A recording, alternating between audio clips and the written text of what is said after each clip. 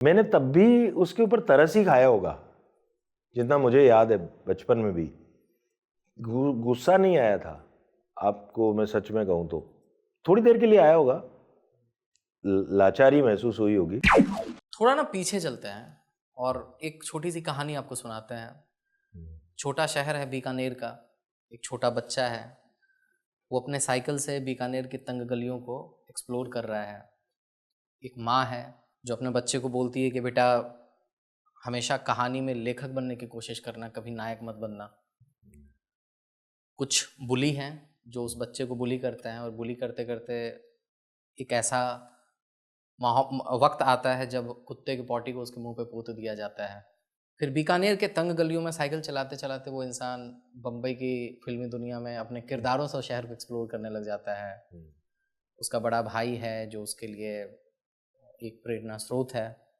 एक इश्क है जो जितनी खूबसूरती से मुकम्मल हुआ था उतनी ही खूबसूरती से वो ख़त्म भी हो जाता है। इन सब यात्राओं में राजेश कहाँ है?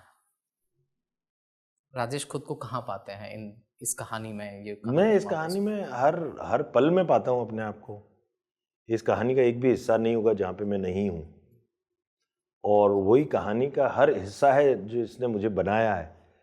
तो मैं जो भी हुआ, जैसा भी हुआ, वो अच्छा हुआ, और अगर कुछ गलत हुआ आपके साथ तो उससे भी कुछ सीख के आगे बढ़ने की कोशिश की।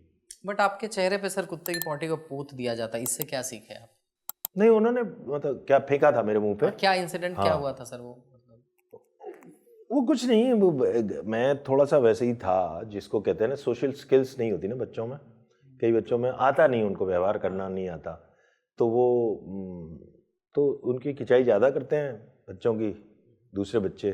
तो वो कोई शर्त लग गई थी बच्चों में कि ये अगर ये पॉटी कोई उठा लेगा तो मैं खा लूँगा। किसी एक अल्फा मेल टाइप का जो बच्चा था उसने कहा, तो सबने मजाक में टाल दिया। मैं क्योंकि नादान मन था तो मैंने उठा के लो खाओ, तो खाता कौन था, उसने उठा के मेरे मुंह पे मारा।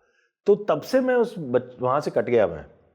तो उसने फ़ायदा किया मुझे, क्योंकि मैंने बाहर के अपने मोहल्ले के बाहर की चीज़ों को देखना शुरू किया, बाहर घूमना शुरू किया, बाहर के दोस्त बनाए जो मुझे जज नहीं करते थे। तो उसने मेरे लिए होराइजन खोला। मैंने तब भी उसके ऊपर तरस ही खाया होगा, जितना मुझे याद है बचपन में भी। गुस्सा नहीं आया था, आपको मैं सच में कहूँ तो थोड़ी देर के लिए आया होगा, लाचारी महसूस हुई होगी क्योंकि बाकी लोग हंसने लगे। लेकिन मेरे को अल्टीमेटली मुझे यही लगा कि यार मैं तो कुछ और करना चाहता हूँ, मैं तो कुछ और यहाँ नहीं जम रहा, कुछ ढूंढता हूँ। ऐसा ही हुआ। वो जो एक मेरा जो साइंटिफिक बेंट ऑफ माइंड था ना बचपन से, जो एक साइंटिस्ट बनने का या एडिसन की तरह से रोज़ एक आविष्कार करने का, ऐसे वाला दिमाग था ना कि कुछ आविष्कार कर दूंगा मैं। तो उस आविष्कार की खोज में है ना, वो कोई हर पड़ाव ही होता है, वो यहाँ लगता है कुछ और कुछ और कुछ और कुछ और कुछ और, कोई रोक नहीं पाती थी कोई चीज़ मुझे। ये ऐसा स्पिरिट अपने आप मिला, कोई कल्टीवेटेड नहीं है। Thank you for watching this full clip, और मैं आपसे वादा करता हूं कि इसका फुल पॉडकास्ट भी देख के आपको काफी मजा आने वाला है। Link in the description.